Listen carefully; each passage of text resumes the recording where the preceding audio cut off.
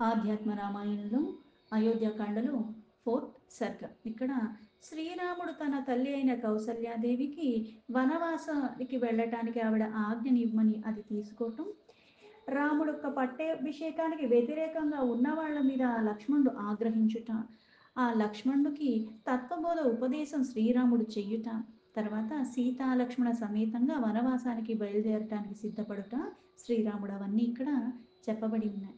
శ్రీ మహాదేవ ఉవాచ తతః సుమిత్రా దృష్ట్వేనం రామం రాజ్ఞిం ససంభ్రమ కౌసల్యా బోధయామాస రామోయం సముపస్థితః. ఏదైతే కైకేయి రాముడికి చెప్పింది, తండ్రి నీకు చెప్పడానికి సంకోచిస్తున్నారు కాబట్టి, ఆయన నాకు ఇచ్చిన వరాలు ఆయన చెప్పలేకపోతున్నారు కాబట్టి నేను నీకు చెబుతున్నాను. ఇప్పుడు సమకూర్చిన ఇటువంటి వస్తువులతోనే భరతుడికి పట్టాభిషేకం, అలాగే నీకు 14 సంవత్సరాలు వనవాసం. వెంటనే ఈ వస్త్రాలు తీసి మునివేషధారంలో నువ్వు వెళ్ళిపోవాలి అని చెప్పింది. అయితే అమ్మ, ఆ ఆజ్ఞ నేను పరిపాలిస్తాను, అయితే నాకు ఒక్కసారి కొంచెం గడువివ్వు. నా తల్లి అయిన కౌసల్యాదేవికి, అలాగే నా భార్య అయిన సీతకి ఆ మాట చెప్పి నేను వెంటనే వెళ్ళిపోతాను అన్నాడు. అలాగే రాముడు వెంటనే తన తల్లి అయిన కౌసల్య దగ్గరికి వస్తున్నాడు. అలా వస్తున్న అతన్ని చూసింది సుమిత్రాదేవి. ఆ మహారాణి సుమిత్ర వెంటనే, ఎందుకంటే ఇక్కడ కౌసల్యాదేవి ఆ విష్ణువుని ఆరాధిస్తూ దీర్ఘకాలం ధ్యానంలో ఉండిపోయింది. ఇటు రాముడొక్క రాకతో ఆశ్చర్యానికి లోబడుతూ, ఆనందానికి లోబడుతూ వెంటనే మహారాణి అనే కౌసల్యాన్ని ధ్యానం నుంచి మేల్కొల్పటానికి ప్రయత్నం చేసి ఆవిడ్ని మేల్కొల్పి రాముడు రాక కోసం, రాముడు కోసం ఎదురు చూస్తూ ఇన్ని చేస్తూ ఉంది. ఆ రాముడు రానే వచ్చాడు అన్న విషయాన్ని ఆవిడికి చెప్పింది సుమిత్రాదేవి. श्रुत्वेव रामानमेष बहिर्दृष्टिः प्रवाहिता रामं दृष्ट्वा विशालाक्षा मालिङ्ग्याङ्के न्यवेशयतु. రాముడు పేరు వినంగానే అప్పుడు దాకా బాహ్య స్మృతి లేకుండా ధ్యానంలో లీనమైపోయి ఉన్న కౌసల్య అప్పుడు స్పృహలోకి వచ్చింది. ఆ బాహ్య స్పృహలోకి వచ్చి కాసేపు తేరుకుని ఆమె విశాలమైన కన్నులు కలిగిన రామచంద్రుణ్ణి చూసి అతన్ని కౌగలించుకుని తన దగ్గరికి చేర్చుకుని కూర్చోబెట్టుకుంది. मूर्ध्यावग्रायापस्पर्शगात्रं नीलोत्पलच्छवि भुक्ष्वा पुत्रेति च प्राहामिष्टमन्नं क्षुधार्दितः. బిడ్డను చెంతకి తీసుకుని రాముని శిరస్సు పట్టుకుని ఆ శిరస్సు మీద ముద్దు పెట్టుకుని చాలా చక్కగా ఆయన శరీరాన్ని నిమురుతూ ఆవిడ ఆయన్ని చూస్తూ, నాయన నీకు ఆకలి అవుతున్నట్టుంది, కొంచెం ఈ మధుర పదార్థాలు ఏమన్నా కొంచెం స్వీకరించరాదా అని చాలా ఆప్యాయంగా తన బిడ్డతో పలికింది కౌసల్య. రామః ప్రాహ నమే మాతుర్భోజనావసరః కృతః దండకాగమనీ శీఘ్రం మమ కాలోద్య నిశ్చితః. అంతటా రాముడు తన తల్లికి, అమ్మా, ఇది భోజనానికి తగిన సమయం కాదు, ఇప్పుడే నేను వెంటనే దండకారణ్యానికి వెళ్ళటానికి నిశ్చయించబడి ఉన్నది. అంటే ఇప్పుడు జరగవలసిన కార్యం ఆగిపోయింది, నేను వెళ్ళిపోతున్నాను అన్న విషయాన్ని చెప్పాడు. కైకేయ వరదానేన సత్యసంధః పితా మమ భరతాయ దదౌ రాజ్యం మమాప్య అరణ్యముత్తమం. అయితే ఇక్కడ సత్యప్రతిజ్ఞుడైన నా తండ్రిని నేను ఆ సత్యప్రతిజ్ఞుడిగా ఉండటానికి తల్లికి ఏవైతే నా తండ్రి వరాలు ఇచ్చాడో కైకేయకి, దానికి అనుగుణంగా భరతుడికేమో అయోధ్య రాజ్యాన్ని అప్పచెప్పాడు, నాకేమో ఉత్తమోత్తమైన అరణ్య రాజ్యాన్ని అప్పచెప్పాడు. చాలా ఆనందంగా చెప్పాడు. చతుర్దశ సమస్తత్రాహ్యుషిత్వా మునివేషదృక్ ఆగమిష్యే పునః శీఘ్రం న చింతాం కర్తుమర్హసి. మునివేషరాన్ని నేను ధరించి ఇవన్నీ వదిలేసి 14 సంవత్సరాలు అక్కడ అడవుల్లో నివసించాలి. అది అయిపోయిన వెంటనే నేను తిరిగి వెంటనే వచ్చేస్తాను, అందుకు నువ్వు ఏ రకంగా కూడా ఏమీ బాధపడలేదు. 14 సంవత్సరాలు అంటే 14 రోజులు అన్నట్టుగా చెప్పాడు. తచ్చుత్వా సహసోద్విగ్నా మూర్ఛితా పునరుస్థితా అహం రామం సుదుఃఖార్త దుఃఖ సాగర సంప్లుత. ఊహించరానిది అటువంటిది వినగానే ఈ విధంగా మాటలు విన్న కౌసల్య దుఃఖం అన్నది ఇంకా అవధులు దాటినట్టుగా వెంటనే స్పృహ కోల్పోయి పడిపోయింది. కాసేపటికి మళ్ళీ స్పృహలోకి వచ్చి ఆ దుఃఖ సాగరంలో మునిగిపోయిన ఆ తల్లి ఆ కుమిలిపోతూనే రాముడితో ఇలా పలికింది. యధీరామం వనం సత్యం యాసి చేన్నయ మామపి త్వద్విహీన క్షణార్థం వా జీవితం ధారయే కథం. రామా, నువ్వు నిజంగానే వనాలకి వెళ్ళాలనే నిశ్చయానికి వస్తే నన్ను కూడా నీ వెంట తీసుకుపోనైనా. నువ్వు లేకపోతే నేనొక్క అరక్షణం కూడా జీవించి ఉండలేను. యథా గౌర్భాలకం వత్సం త్యక్త్వా తిష్టేన కుత్రచిత్ తదేవ త్వాం న శక్నోమి త్యక్తుం ప్రాణాత్ ప్రియం సుతం. ఆవు తన లేగదూడను వదిలి ఎలా అయితే ఉండలేదో, నేను కూడా నా ప్రాణాలకి ప్రాణమైన నిన్ను వదిలి ఉండలేను. అందుకనే నన్ను విడిచి నువ్వు వెళ్ళొద్దు, నన్ను కూడా తీసుకెళ్ళిపో, నువ్వు లేకుండా నేను జీవించలేను అంది. భరతాయ ప్రసన్నే చేద్రాజ్యం రాజా ప్రయచ్చతు కిమర్థం వనవాసాయ త్వమాజ్ఞాపయతి ప్రియం. మహారాజుకి భరతుడికి ఇష్టమైతే అతనికే రాజ్యాన్ని ఇవ్వమను, కానీ ప్రియపుత్రుడివైన నీకు వనవాసాన్ని విధించటం ఏమిటి? ఇప్పుడు భరతుడికి రాజ్యం కట్టబెడితే కట్టబెట్టచ్చు, తప్పులేదు, ఇష్టమైన వాళ్ళకి ఏదన్నా ఇచ్చుకోవచ్చు, కానీ ఇప్పుడు దానికి వ్యతిరేకంగా నీకు ఇవ్వలేదు సరికదా, నిన్ను వనాన్ని పంపించాల్సిన అవసరం ఏమొచ్చింది? कैकेय्या वरदो राजा सर्वस्वं वा प्रयच्छतु त्वया किमपराद्धं हि कैकेय्या वा నృపస్య వా. కైకేయికి వరమిచ్చిన మహారాజు ఆమెకి సర్వస్వం సమర్పించుకోవచ్చు, దానికి ఎటువంటి ఇబ్బంది లేదు, పైగా ఎవరు అడ్డు కూడా చెప్పరు. కానీ అంటే ఆయన సర్వస్వాన్ని ఆయన అప్పజెప్పుకోవచ్చు, కానీ నువ్వు ఆయన సొత్తుకేవి కాదు కదా. తల్లికి ఎంత ఉంటుందో తండ్రికి కూడా అంతే హక్కు ఉంటుంది. ఆయన సొత్తు అనుకుని ఆయన ఎలా ఇచ్చేస్తాడు నిన్ను? ఆయన నిన్నెలా పంపటానికి ఒప్పుకున్నాడు? నువ్వు ఆయనకు గాని ఆమెకు గాని ఏ విధంగా నువ్వు అపకారం చేశావని రామా, తండ్రి నీకు గురుతో సమానం కదా, అలాంటివి నిన్ను ఇలా ఎలా ఆయన పంపటానికి అటువంటి వరాన్ని కూడా ఇచ్చాడు. పిత గురుర్యథా రామ తవాహమధికా తతః పిత్రాజ్ఞప్తో వనం గంతుం వారయేయమహం సుతం యది గచ్చసి మద్వాక్యముల్లంఘ్య నృపవాక్యతః తథా ప్రాణానర్పిత్యజ్య గచ్చామి యమసాధనం. నేను అంతకంటే కూడా అధికుర్రాలుని. అంటే ఇక్కడ నువ్వు ఒకటి గుర్తుపెట్టు, తండ్రి నీకు ఎంత గురువుతో సమానమైన ఆయన మాటని నువ్వు అంగీకరించవచ్చు, ఆచరించవచ్చు, కానీ నేను అంతకంటే ఎక్కువ. నిన్ను అతడు వనవాసానికి పంపాలని పొమ్మని నిన్ను వదిలించుకుని వారించున్న వాళ్ళు ఏదన్నా అనొచ్చు, కానీ నువ్వు నా ఆజ్ఞని ఉల్లంఘించి నువ్వు వెళ్ళకూడదు. వెళ్ళమని ఆయన చెప్పచ్చు, కానీ నేను ఆజ్ఞ ఇవ్వకుండా, నేను అనుమతి ఇవ్వకుండా నువ్వు వెళ్ళకూడదు. అలా నేను అనుమతి ఇవ్వకుండా కూడా నువ్వు వెళ్ళావంటే నేను వెంటనే నా ప్రాణాన్ని త్యాజించి యమలోకానికే వెళ్ళిపోతాను. లక్ష్మణోపి తతః స్తుత్వా కౌసల్యా వచనం వృషా ఉవాచ రాఘవం వీక్ష దహన్నివ జాగ్రత్రయం. కౌసల్యాదేవి యొక్క మాటలు విన్న తర్వాత లక్ష్మణుడు కూడా రోషానికి ఆవేశానికి లోబడిపోయాడు. ముల్లోకాల్ని కూడా దహించి వేసేలాగా రాముణ్ణి చూస్తూ అప్పుడు చాలా రోషంగా మాట్లాడాడు లక్ష్మణుడు. ఉన్మత్తం భ్రాంతమనసం కైకేయీ వసవర్తినం బద్ధ్వా నిహన్మి భరతం తద్బంధూన్ మాతులానపి. అన్న ఉన్మత్తుడు, బుద్ధి భ్రమించిన వాడైన తండ్రి కైకేయికి వశమైపోయాడంటే ఎలా ఆడిస్తే అలా ఆడుతున్నాడు. అందుకు నా బంధనాల్లో బంధింపబడి అలాగా భరతుడికి, అతనికి సహాయకులకి, ఆయన మేనమామకి, ఇతర బంధువులు అందరినీ కూడా నేను చంపేస్తాను. అంటే ఇది జరగటం అన్నది ఇది మహా ఘోరము, అలా జరగకూడదు, అందుకు నేను అటువంటి వాళ్ళని అందరినీ తొలగించేస్తాను అన్నాడు. అత్యా పశ్యంతు మే శౌర్యం లోకాన్ ప్రదహతః పురా రామత్వమభిషేకాయ కురు యత్నమరిందమ. రాముడు కూడా చంపగలడు, కాకపోతే ఇక్కడ మాటకి కట్టుబడి ఉన్న కారణంగా, ఆ తండ్రి కోరిక, ఆ తల్లికి వరం ఇచ్చిన కారణంగా అది చెయ్యటానికి ఒప్పుకున్నాడు. ఇప్పుడు చేయగలిగినంత సామర్థ్యత ఉండి కూడా చెయ్యకుండా ఉండటం అసమర్థత కాదు. అలాగే సమర్థత లేకపోయినా సరే ప్రగల్భాలు పలుకుతూ అది చేస్తా ఇది చేస్తా అంటారు, కానీ అక్కడ నిజంగా సమర్థత ఉండదు.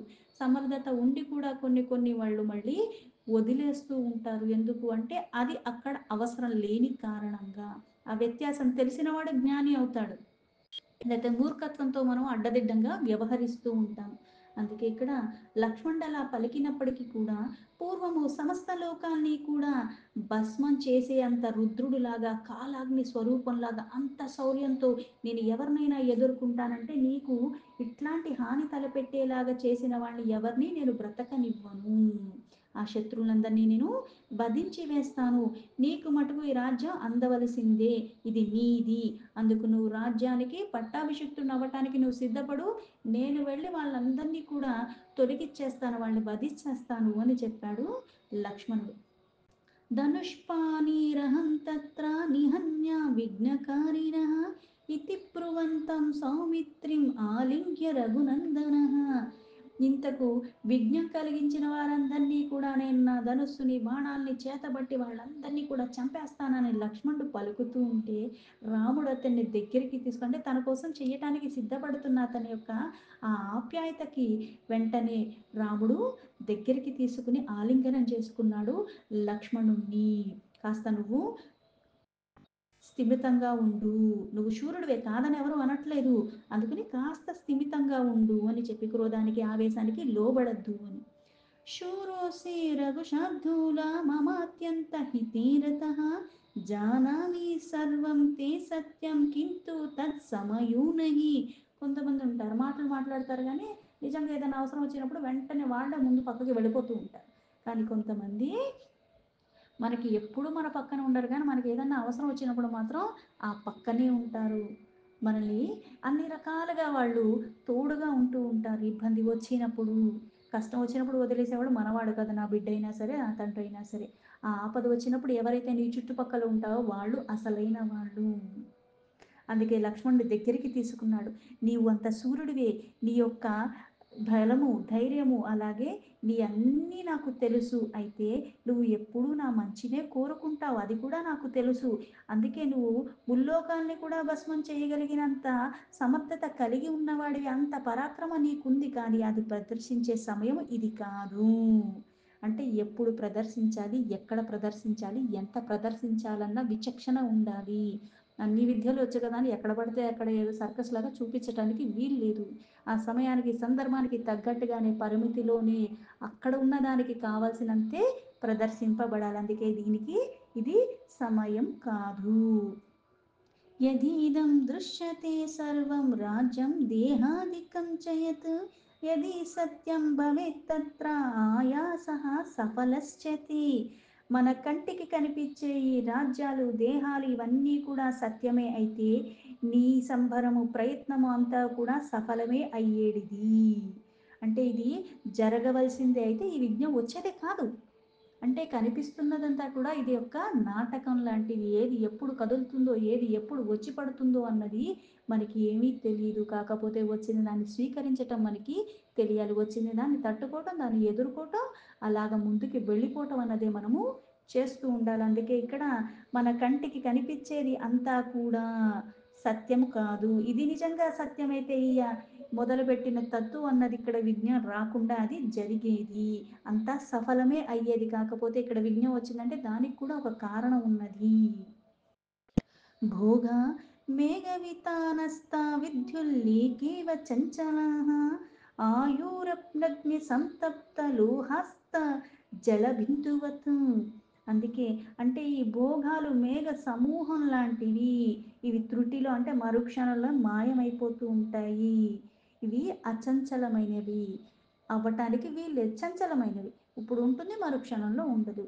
ఇలానే ఎప్పుడు ఉంటుంది అనుకోవటానికి కూడా వీలు లేదు. మెరుపు తీగలాగా ఇది చంచలంగా కాసేపు ఇక్కడ కాసేపు అప్పుడు అన్నట్టుగా ఉంటుంది. అందుకే ఒక ఆయువు కాలిన ఇనుముపై పడి ఆ నీటి బొట్టు ఎలా అయితే ఆవిరైపోతుందో ఇవన్నీ కూడా నశించిపోయే క్షణాలలో.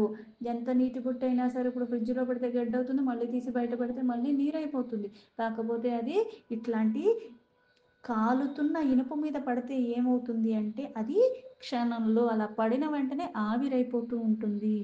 వెంటనే దాని ఉనికి అన్నది కోల్పోతుంది. యథా వ్యాలఘ లస్తోపి మేఘో దంశానపేక్షతే తదా కాలహీనాగ్రాస్తో లోకో భోగాన శాశ్వతాత్. పాము నోట చిక్కిన కప్ప తన మృత్యువుని తెలియక ఈగలను తినటానికి అది ఇంకా కోరికతో ఉన్నట్లుగా జనాలు కూడా ఈ కాలరూపం అన్న సర్పంలో చిక్కినా సరే తమ ఒక్క ఆ స్థిరత్వాన్ని కోల్పోయి తెలియక నిత్యమైన భోగాల కోసమే ప్రాకులాడుతూ ఉంటారంటే కాలం ఎవరి ఆధీనంలో లేదు.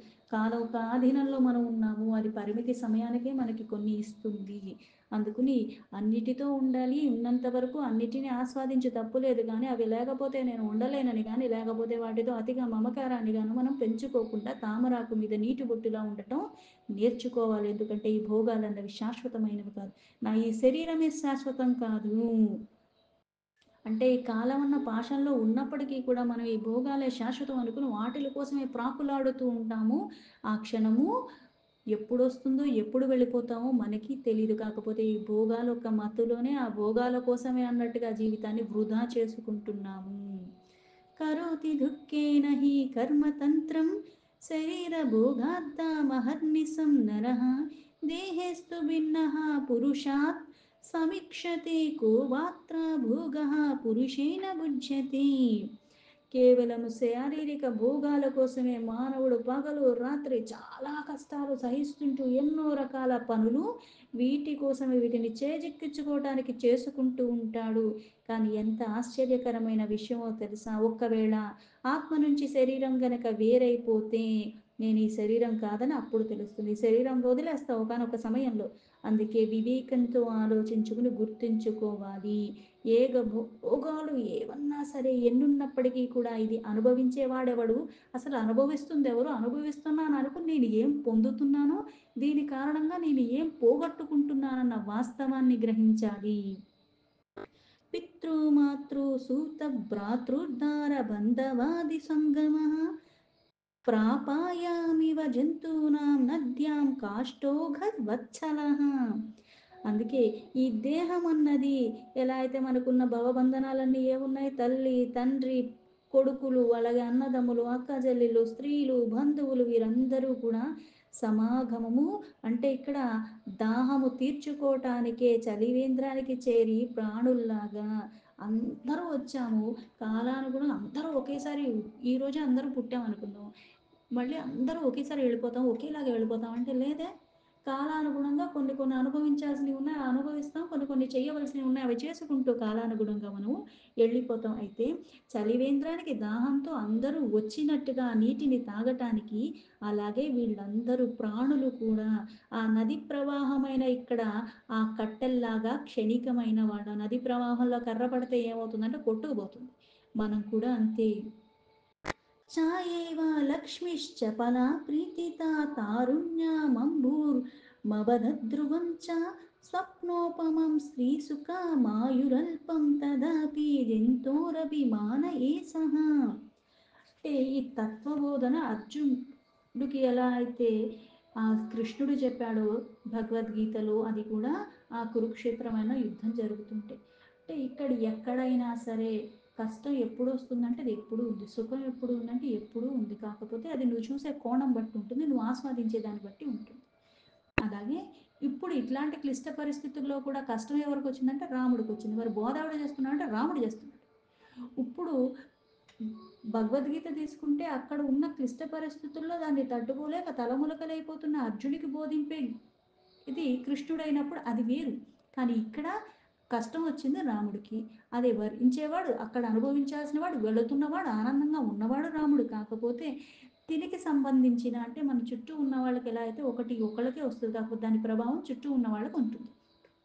అలాగే ఈ బాధకి లోబడి కౌసల్యాదేవి ఎలా అయితే ప్రాణాలను విడిచేస్తానందో అలాగే ప్రాణానికి ప్రాణమైన లక్ష్మణుడు కూడా రాముడికి వచ్చిన ఆపదకి తట్టుకోలేకపోయాడంటే ఇప్పుడు ఆపదొచ్చినప్పుడు మనకి ఎలా వస్తుందంటే అన్నీ తెలిసి ఉన్నప్పటికీ కూడా ఆ చంచలత్వ కారణంగా అక్కడ వచ్చిన ఆవేశ కారణంగా కొన్ని విస్మరిస్తూ ఉంటాం. లక్ష్మణుడికి తెలియంది కాదు. కాకపోతే ఇక్కడ చెప్పేది ఏమిటి అంటే అందరికీ వస్తాయి. నీకెక్కువ నాకు తక్కువ ఏం కాదు. కాకపోతే ఎంత చెట్టుగా అంత గాలి అన్నట్టుగా అందరికీ వస్తూ ఉంటాయి. క్షణికమైన వాటికి మనము పైగా అశాశ్వతమైన వాటికి మనం ఎక్కువగా ప్రాముఖ్యత ఇచ్చి శాశ్వతమైన వాటిని మనం వదులుకోవాల్సి వస్తూ ఉంటుంది. ఎప్పుడైతే ఆ భేదం మనకి స్పష్టంగా ఉండదు. ఆ భేదాన్ని స్పష్టపరచటానికే అందుకే ఇక్కడ స్పష్టంగా గోచరించే విషయాన్ని అర్థం చేసుకోవాలి. మనకి ఎలా అయితే నీడ అన్నది ఉంటుందో ఆ నీడ మళ్ళీ చెంచలు ఎప్పుడు నీడ ఇటుపక్కే ఉంటుందంటే మళ్ళీ ఎలా అయితే సూర్యుడు నడినెత్తి మీద ఉన్నప్పుడు ఒకలాగా ఉంటుంది. అది పొద్దునైతే ఒకలాగా ఉంటుంది. అలాగే సాయంత్రం అయినప్పుడు ఒకలాగా ఉంటుంది. అలాగే ఇది అర్థం చేసుకోవాలి. ఈ సంపద అన్నది మనకి నీడ లాంటిది. పైగా అది చంచలమైనది. ఇది లోకానికి ప్రతీతమవుతున్నది ఈ సంపదలన్నీ కూడా. యవ్వనం ఎలా అయితే మనకెప్పుడూ అలల్లాగా ఉంటుంది నీటిలో. ఇదెప్పుడూ ఒకేలాగా ఉంటుందా? ఎప్పటికీ ఉండిపోతుందా అంటే లేదా. అది కూడా ఒక కాలానికి పరిమితి ఉంటుంది. అది దాటిన తర్వాత అది మనకెప్పుడూ ఉండదు.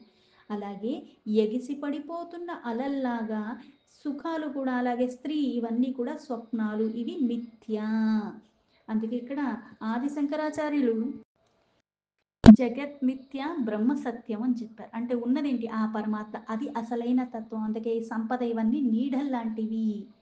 ఇయన్నీ యవ్వనం కానీ ఇవన్నీ కూడా అనిత్యమైనవి. ఇవి శాశ్వతమైనవి కాదు. ఎగిసిపడుతున్న అలల్లాగా సుఖాలు ఇవన్నీ కూడా స్వప్నాలు కూడా ఒక మిథ్య మాత్రమే.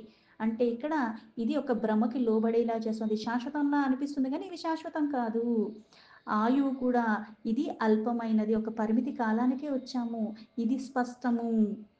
అందుకే ప్రాణులన్నిటి కూడా శాశ్వతం అని భావించకూడదు. కానీ ప్రాణులు ఇది శాశ్వతం అని భావిస్తాయి. మోహంతో ఇవి మనకున్న భోగప్రాయమైన జీవితం ఆస్వాదించడానికి ఈ శరీరం ఉందనుకుని వీటి భ్రమల్లోనే ఉండిపోతాయి. అందుకే ఇది మిథ్య.